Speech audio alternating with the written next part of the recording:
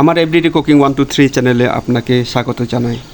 ভিডিওটি ভালো লাগলে লাইক শেয়ার আর সাবস্ক্রাইব করে পাশে থেকে যাবেন।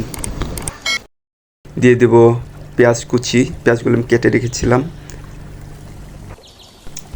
পেঁয়াজগুলো হালকা পাতলা নেড়ে চেড়ে দিয়ে দেব যেন পেঁয়াজের গন্ধটা না থাকে।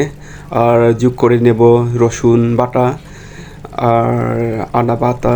আদাগুলো আমি বেটে রেখেছিলাম শিল্পা বাটায়, তাই দিয়ে দিলাম। যোগ করে নেব 1 চা চামচ হলুদ গুঁড়া আর যোগ করে নেব 1 চা চামচ ধনিয়া গুঁড়া আর 1 চা চামচ জিরা গুঁড়া। মশলাগুলো যেন পুড়ে না যায় তার জন্য হালকা পানি মিক্স করে নেব, এতে করে মশলাগুলো পুড়বে না। মশলাগুলো ভালো করে নেড়ে চেড়ে কষে নিতে হবে যেন মশলার কাঁচা কাঁচা ফ্লেভারটা না থাকে। আমার মশলা কষা প্রায় হয়ে আসছে, দেখুন একদম মাখো মাখো। দিয়ে দেব কয়েক পিস কাঁচামরিচ। মশলা কষা একদম হয়ে গেছে, দেখুন মশলা থেকে একদম তেল ছেড়ে দিয়েছে। মশলাগুলোর সাথে ইলিশ মাছগুলো দিয়ে দিলাম।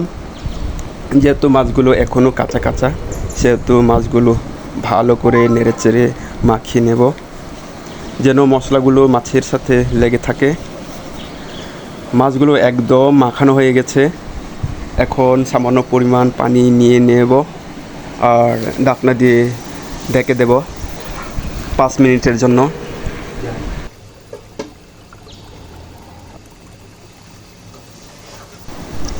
5 মিনিট পর আবার ফিরে আসলাম, দেখুন আমার ইলিশ মাছের তরকারিটা প্রায় হয়ে আসছে। আবার ঢেকে দেব 5 মিনিটের জন্য।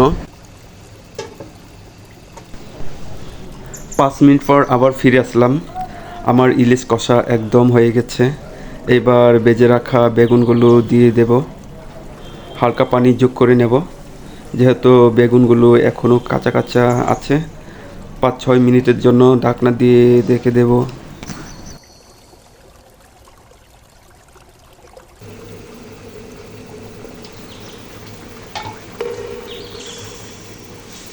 একদম পারফেক্ট হয়ে গেছে, ঝোলগুলা শুকিয়ে ক্ষীর হয়ে গেছে।